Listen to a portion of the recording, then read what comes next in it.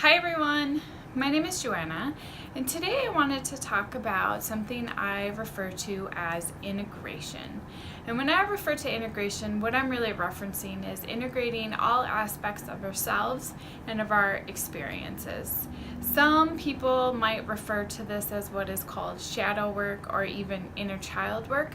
I like to use the term integration. I feel that it really helps kind of encompass all aspects of this personal journey.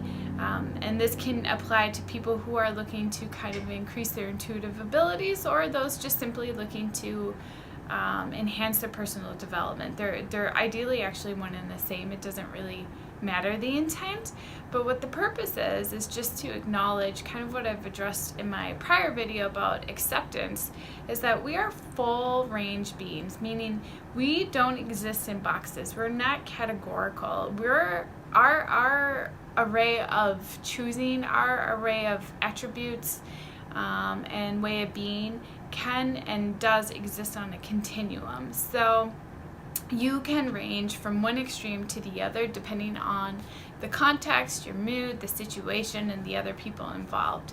So there is a tendency sometimes, I think it's more because of the ego brain wanting to assign understanding, logic, and reason, that we tend to place ourselves in these very small containers of being, meaning like we're good, we're bad, we're nice, we're mean, but we can be a lot of things, and we can be a lot of different things that seemingly are in conflict with one another at the same time. So what I usually try to encourage and cultivate is an understanding and acceptance that we have a range of being that resides on a continuum. We're not in boxes, we're on a continuum, and we have one side to the other. And the full range is valid and the full range is necessary. There is a tendency for us to kind of cast out, ignore, or sometimes just be blinded to what is called or referenced as sort of the more negative side, which is why this is likely called shadow work, is they're kind of cast out into the shadows. We try to kind of hide or disown or reject these parts of our being that are very valid. So what I generally encourage is to learn to cultivate an awareness of what it is that you say to yourself on a daily basis. A lot of the shaming, a lot of the guilting is done in our heads through our self-talk. We are constantly chattering to ourselves in our head, and our narrative tends to be extremely negative. Some of it tends to be internalized messages that we've received since we're little, and what I invite you to do is really start to pay attention to that, and you might be surprised at how negative that content really is. And the reason this is relevant is this is where we start to assigning value to our experiences and to our way of being, and we can learn to reframe that.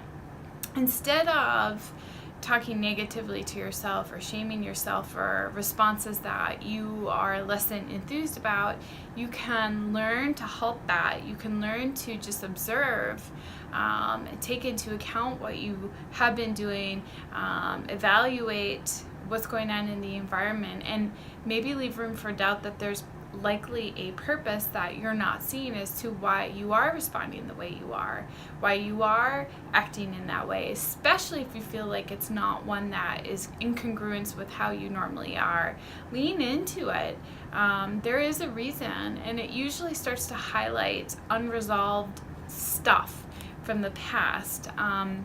Whether it be emotional experiences that we've had and we've internalized as being negative and reflective of our negative sense of self or our lack of worth, or if it's just sort of a blind spot that we need to become aware of, because these attributes, these outlying sort of shadow or negative attributes, are actually really great areas of growth. Instead of looking at it is like these terrible things about ourselves, we can just kind of look at it as areas that we haven't maybe invested a ton of energy in, and learn to cultivate that. So if you're noticing a pattern of being really impatient, pay attention to what seems to trigger that. Pay attention to all of the emotionality related to being impatient, and you might start to be aware of things that you have perhaps blacked out of your awareness, forgotten about,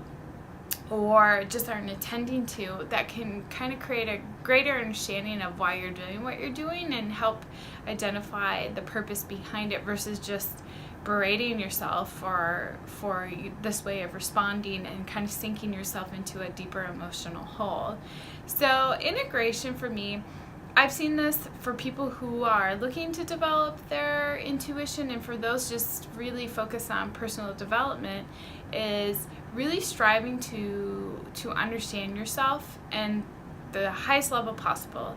And the reason why is this can really actually help unburden and lighten the load of any sort of unnecessary guilt, shame, things like that. And when you do that, not only does your mood tend to just be higher on a day-to-day basis, but it increases your self-esteem, it increases your sense of worth, and people start to make choices that are more aligned with that. So if you start to believe yourself to be overall a very positive being, accepting the full range that you're capable of, and you know that you're maybe more in the negative realm, instead of just berating yourself, you might lean in and start to find out what's truly going on and what's influencing it, resolve some stuff, and choose things that are more in line to you being worthy of positive. And that definitely keeps us in a better track as far as towards life purpose, and making choices that are aligned with our needs, our wants, our values. And that again feeds just sort of our overall being, and we feel better, we feel lighter, and just much happier. In regards to any sort of intuitive development, this is really critical. You are only able to progress in your intuitive development as you are willing to dig and kind of release some of these old emotional containers, experiences, belief systems. And every time you do that, which can be very uncomfortable and sometimes really emotional processes, you naturally start to enter into a higher level of being. It just is it's like taking an anchor out of the bottom of the ocean or wherever you're kind of stuck. You'll start to float along. You'll just naturally, it's just the natural consequence of doing the work, is you'll attain more spiritual progression without even trying. But the trying is the work involved in releasing the negative emotions and incorporating these experiences as being valid. We have a tendency to want to see ourselves in really positive ways, and we think that the only way to do that is to disown anything that makes us feel bad or that we see as being negative, versus understanding that the duality of life requires both. We often play in our lives dual roles. You might feel very victimized in one situation and realize you've done the same thing to others. And that is how we truly learn. We have to sometimes play both roles multiple times to fully grasp a pattern. And once we do, we can incorporate that into our knowledge base and our sense of being.